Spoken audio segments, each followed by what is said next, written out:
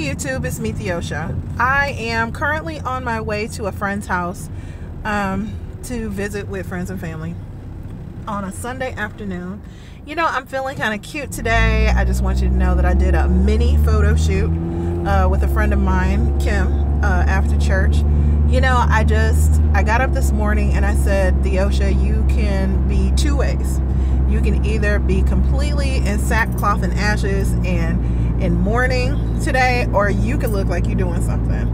And I thought that it would be befitting of my friend who passed to look cute today. So that's what I did. I made an effort. I put on makeup today. Check out the eyes. Blink, blink, blink, blink, blink. And yeah. So anyway, I mean, my nail beds look great. My cuticles are moisturized. I got this Merlot lip going on. I'm feeling pretty good about myself. But is everything absolutely 100% back to normal? No. And it'll never be normal because we have to get used to a new normal now because someone that we love is no longer with us. But anyway, so a friend of mine was telling me about like my videos and things like that. It's VEDA day number 2. And she's like, you know, we want to do a day in the life and, you know, whatever. My life, I don't find that it's particularly interesting. So I just thought that I'd take you on this car ride with me so you can see all the scenery in the back through the windows. Please pardon if you see any stains or anything on my window. I don't wash my car as often as I probably should. So I was having a discussion about car washing today actually, and my friend, she was like, why do we wash our cars so often? You know, is it just really for our own vanity's sake? You know, for the outside of our car anyway. Of course the inside gets messy because, you know, with the different weather and if you eat in your car and all this other stuff, and so it needs vacuuming out on a regular basis. But on the outside, like, why do we wash our cars? Like, unless there's some kind of really bad salt buildup from the winter, I mean, is it really a crime that your car is a little dusty and not so shiny?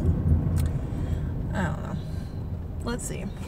Day number 2. It's April 2nd. I can't believe that this year, 2017, seems to be going by really fast. But being that it's April 2nd means yesterday was April 1st and known as April Fool's Day. So I was just waiting. Well, we, actually, a friend of mine and I.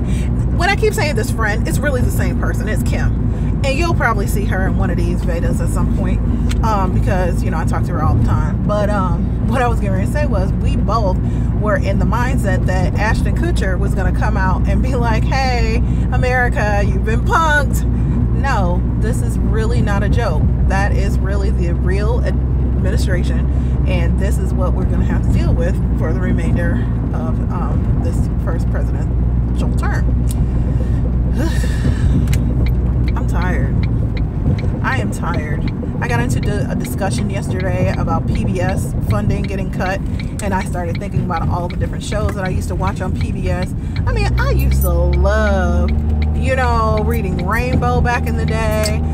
Sesame Street is always like top. There's, I mean, The Joy of Painting with Bob Ross, all kinds of different programming. Because growing up, I didn't always have cable. And so PBS was always a local channel that came through really clearly on the TV. And so it was always nice to have, you know, quality programming. I remember crying to my mother one time about PBS because they were having a telethon. And they were raising money, of course, for funding PBS. And, you know, they go into their spiel about if you'd like to continue seeing great shows such as, and they start naming off shows, and it was stuff that I liked. And I was like, Mom, they're going to cut this off if we don't pay them money. And my mother was like, Theosha, it's a public television station. No. And so clearly my mother wasn't about that. But I don't think that it's necessarily that she didn't believe in the funding of it. I just think that she was probably short on cash. I mean, my mother was a single mother, you know, raising me at that time. So I really don't know. I should ask her about that one day and just say, why didn't we give any money to PBS when I was crying that they were going to cut my regular shows because we didn't make a pledge? I love it. I love the innocence of it all, you know? And but now that may actually become a reality.